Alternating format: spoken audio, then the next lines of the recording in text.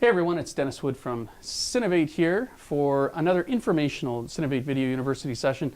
This little episode is going to be covering what we'll call grip bits, for lack of a better word, and we're going to look at ways that you can rig things, because we get some questions about how you can use certain parts in certain ways, and we're going to kind of demonstrate just how modular everything that we sell is. What we have here is our new Medusa cage, which has integrated handles, and I'm showing you our follow focus, which happens to be mounted upside down. And yes, some people will say it's on the wrong side, because if you're right-handed, you might want it over here. That's no problem. This could easily be switched over to the opposite side. And the follow focus can be reconfigured so that this wheel, instead of forward, is back or otherwise. So if I flip this around, I'll show you what I mean. Picture is worth 1,000 words, and my goodness, we're shooting video. In this scenario, there will be somebody online who says, hey, you can't mount it this way because your mat box will get in the way. You're absolutely right. And this transmission can be swapped around so that this wheel is actually over here, pointing forward. It takes just a couple minutes. There's the Durus follow focus has basically 4 screws that are sitting here. They can be removed. The entire transmission can be flipped around. So it gives you flexibility in terms of where you want to mount this. But in this case, I've got our Medusa cage, and all I wanted to show was how versatile the cage could be. Now, in this scenario, it would be nice to have 2. Really nice to be actually building a proper cage. I'm going to tilt this rig forward and just show you what's going on here. This is one of our universal rails blocks that's mounted to the Medusa top plate. So these can be ordered from our catalog. There's just 2 stainless steel fasteners that are joining that block. Once you do that, you gain the ability to run rails over top of your rig, and we could also slide them back if we wanted to. So essentially what I have now is I have 1 rail forward and 1 back, which again, if I just want to mount accessories up here, it gives me some options. So that's the universal rails block put on Medusa, and then we're going to show you some of the grip bits that we have, and we'll show you a few different options in terms of how you could use those. And this is just a 1/4-20 thread at both ends. This is one of our Uno links, and you'll see it offered in the catalog in the rail section. Because it's got a 1/4-20 thread, you have some options in terms of what you can do with this thing. Kind of showing you what the possibilities are, because I can actually fire this guy in. And at this point now, I have a 1/4-20 mount coming out of one of our clamps of all places, and I have it adjustable. So I can go ahead and remove this entirely. And I've got one of the mount balls in hand. In this case, this is an older, we don't use this anymore, but it's an XLR adapter for video cameras that don't have XLR inputs. It's got a 1/4-20 thread. So I can go ahead and thread that in. And I think you get the picture here. We now have the ability to mount this here. And I'm not saying you necessarily want it here, but I am saying that you can mount it there using one of these little pieces. So that gives you an option there. So I now have my transmitter up here. That could just as well be a flash. It could also be lights. And you'll see I'm going to take this off here and just throw on one of our flash mounts just to illustrate this. And this is one of our shoe adapters, which you can find in our catalog, which could just as well be threaded on. You can Loctite that in position if you need to, or just tighten it. And lo and behold, we now have a shoe mount sitting, coming out of our Medusa.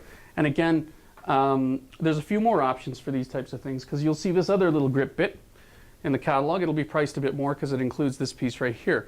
So what we have is a 15mm rail clamp, and we've got a 1/4-20 thread up here. So at this point, we now have a 1/4-20 thread running off of a rail, which could just as well be down here or up here. And again, I can run any accessory that has a 1/4-20 thread, like a transmitter, receiver, or our flash. Because I mean, a lot of things have a shoe adapter on them already. And one of the things that we've got here, we can show you, I'll just step out of frame and grab it, is our monitor. So, and again, I'm not suggesting by any stretch that you would necessarily configure your rig this way. I'm just saying that the option is there if you want to. And you'll notice that the Medusa links, I haven't tightened them super tight, but they have a little bit of flex to them. That's why I'm saying if you're running a follow focus over here like we are, it's almost best to have 2 rigs. Or potentially, our mat box comes with an option to mount a solid frame. In other words, you can have these rails running right over your rig into the tightened mat box. And we'll just grab those bits, and we'll also show you how a monitor will fire up there. What you see is a shoe frame up here, which would allow you to put in lights and that sort of thing that use a shoe adapter. We also have the Titan map box available with basically the bottom 15 millimeter and 19 millimeter rail components available on the top of the unit. In essence, you can order this with the cage builder component, which would potentially mount on the front of the rig, and lowering this down, which you can do.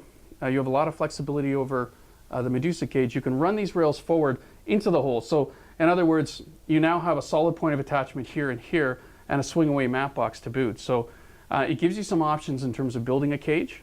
Taking this shoe,